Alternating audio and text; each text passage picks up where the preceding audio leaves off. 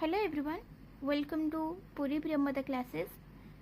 तो आज हम पढ़ेंगे बिजनेस मैथमेटिक्स एंड स्टैटिस्टिक की प्रोपोर्शन, जो रेशियो प्रोपोर्शन और ये जो है इसमें हम आज पढ़ेंगे प्रोपोर्शन और प्रोपोर्शनल।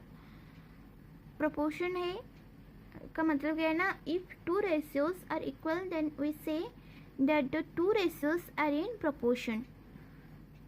एग्जाम्पल हम ले सकते हैं H to B is equal to C to D, और हम इसे लिख सकते हैं A by B is equal to C by D. तो ये जो इसका प्रॉपर्टी है, ये चार तरह की प्रॉपर्टी है। एक है कंटिन्यूड प्रोपोर्शन, दूसरा main proportion, third proportion and fourth proposition. तो जो कंटिन्यूड प्रोपोर्शन से हम इसे क्या लिखते हैं ना, if three quantities A B and C are such that is to B equal to B is to C, we say that these three equation are in continued proportion. तो हम इससे कैसे, हम जो H to B equal to B is to C, तो हम इसमें से क्या पाते हैं, we get B square equal to A C. मतलब बी स्क्वायर जितना होगा उतना ए सी में होगा। एग्जाम्पल हम ले सकते हैं 3 6 12, मतलब 3:6 इक्वल टू 6:12। तो हम इसे अगर करेंगे तो बी क्या होगा ना, 6 है, बी का मतलब 6 है, तो इसलिए हम इसे कैसे लिखेंगे ना, B square equal to A C, मतलब 6 स्क्वायर इक्वल टू 3 × 12। मतलब देखो 6 स्क्वायर में क्या आता है 36, और 3 × 12 इक्वल टू 36। तो ये दोनों मिलकर 36 ही आते हैं, तो इसीलिए इसका हो गया कितना ना, 36 प्रोपोर्शन हो गया। तो इसे हम कंटिन्यूड प्रोपोर्शन कहते हैं। तो मेन प्रोपोर्शन क्या है ना, in continued proportion then y is called mean proportional. मतलब इफ एक्स वाई जेड, मतलब ए बी सी अगर हम लेंगे तो इसका जो b है वो क्या हो ना, मेन प्रोपोर्शन होगा, और इसे हम कह सकते हैं कि ज्योमेट्रिक मीन भी कह सकते हैं।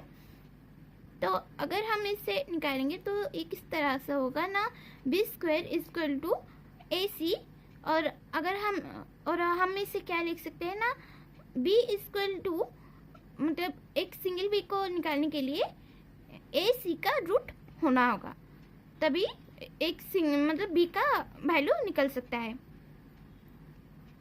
तो फिर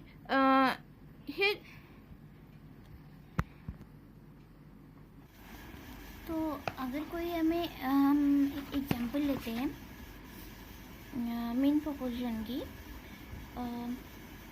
ए हम लेते हैं 3 और सी लेते हैं 6, और हमें पूछा है कि बी कितना होगा।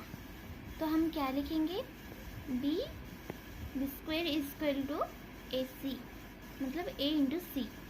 ए कितना है 3 और सी कितना है 6। तो क्या होगा ना, 18 हो जाएगा। इसका मतलब क्या है ना, बी स्क्वायर इक्वल टू 18।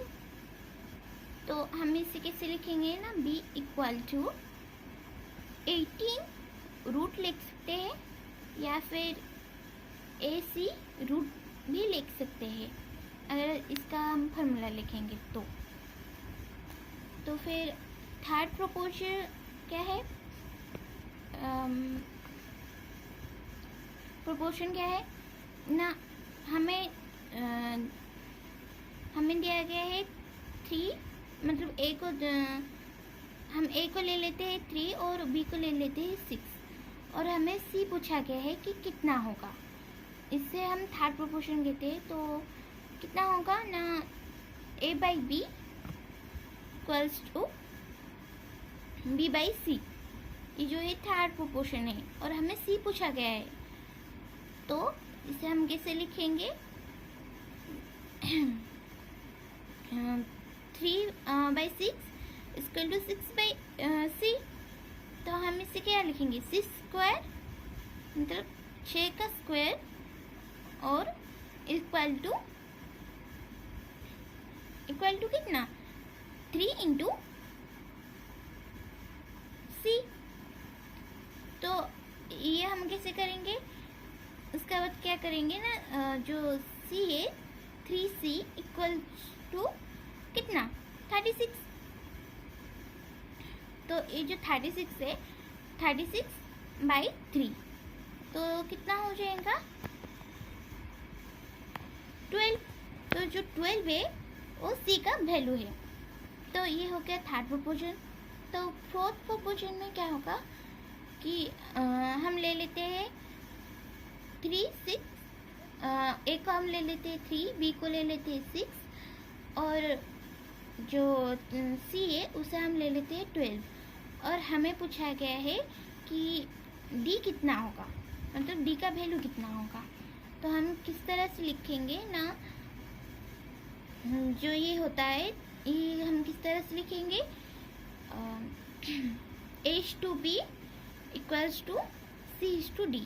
तो ये क्या हो जाएगा, ए का मतलब होता है 3 तो और बी का मतलब है 6, मतलब 3/6 इज 2, मतलब इक्वल टू क्या होगा ना C/D।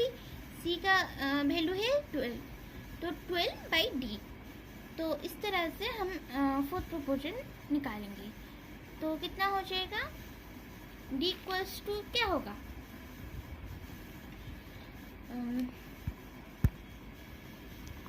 जो हम जो D है वो कितना हो जाएगा ना 3D इक्वल्स टू 6 × 12। तो कितना होगा, तो हम इसे क्या लिखेंगे कि 3D इक्वल टू 6 × 12। तो कितना हो जाएगा हमारा 78। तो हम क्या लिखेंगे, D इक्वल्स टू 78/3। तो 78/3 से हम निकालते हैं तो D इक्वल टू कितना होगा ना, D इक्वल्स टू 26 हो जाएगा। तो D का वैल्यू निकल गया 26। तो ये होता है फोर्थ प्रोपोर्शन। तो उसका बाद हम आज के लिए इतना ही। Thanks for watching.